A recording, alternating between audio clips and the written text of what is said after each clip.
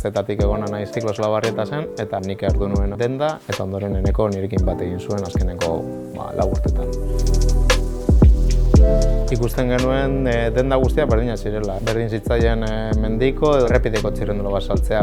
Baina ez zegoen beste herrialde batzuetan Europan ikusten den txirrindulak. Orduan guk mugimendu hori egin genuen, betiko txirrindula saltzetik, bakargako txirrindulak eta umeen txirrindula bereziak.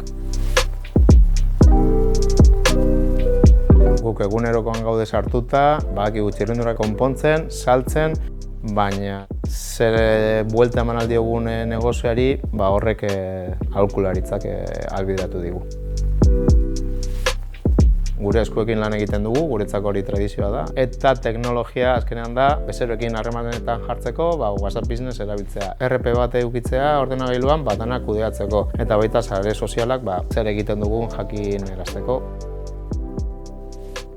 Gure aurretik pasatzen den bidegorritik gero eta jende gehiago mugitzen ari dela, gero eta bidegorri gehiago daude, eta espero dugu dana gora egitea eta kotxe gutxiago ukitzea gure kaleetan.